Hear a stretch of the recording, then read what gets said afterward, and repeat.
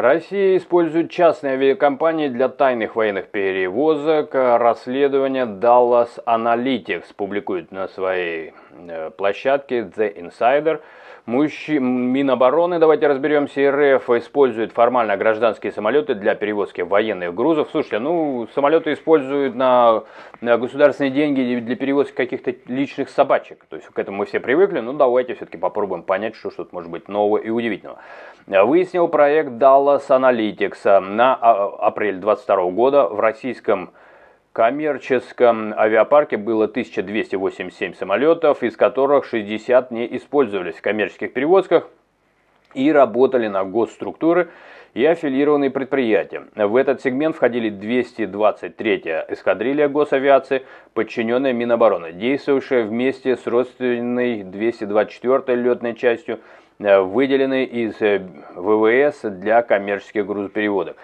Размещение части флота в гражданском реестре позволяет обходить ограничения на военные борта. Международные правила требуют отслеживаемых решений для пересечения границ и запрещают использование коммерческих аэропортов. Под видом гражданских чартеров российских самолетов доставляют военные грузы в транзитные узлы. Арабские Эмираты, Турция зазвучала, Африка.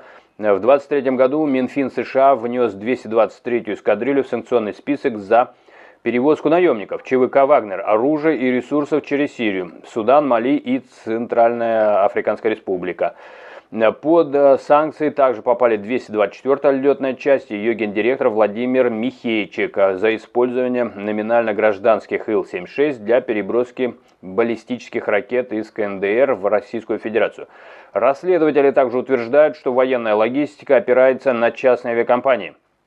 По опубликованным документам, Авиаконцитотранс в 2023 году перевозил опасный груз в Сирию, в 2022 ракетные системы боеголовки в Индию, в 2020 военные вертолеты в Лаос. Кроме того, перевозчик помогал доставать военные грузы в Китай для ключевой обороны компании РФ и возил электронное оборудование из Уганды для концерна «Алмаз Антей». Вы знаете, друзья, я, честно говоря, вот эту новость, я не люблю новости, которые кто-то что-то расследовал, и вот такой вывод. Я люблю посмотреть само расследование, на чем было основано, посомневаться, согласиться. Но со своей стороны, давайте так, вы со своей стороны скажете, кажется вам это достоверно, недостоверно, потому что все равно это в каком-то смысле, заинтересованная сторона, как сказал Путин, коллективный Запад. Коллективный Запад свое слово сказал, а вот что вы скажете? Вот я скажу, что в России, например, целый резонанс был по поводу того, что попадаются в скорая помощь, по ней, если бы были боевые действия, по ней стрелять нельзя, Красный Крест. Ее использовать в личных коммерческих целях нельзя.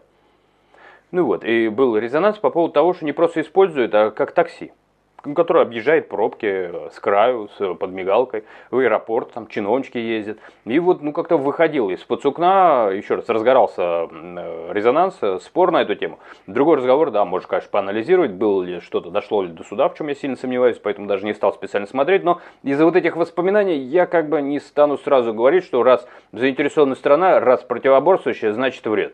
Потому что есть определенный культурный фон. И если кто-то на каком-то уровне, еще раз, я не собираюсь всю страну или всех людей под одну гребенку, а вот некие субкультуры, суп едят какие-нибудь из акульих, так сказать, властных причиндалов, какие-нибудь причиндалы, часть общества, могут ли они себе позволить? Если они позволяют себе ездить, например, в скорой, просто потому что они торопятся, то я могу предположить уже много чего. Это еще раз, вот это мой взгляд, мне любопытно было бы услышать вас, и, честно говоря, мне особенно больше прибавить-то и нечего.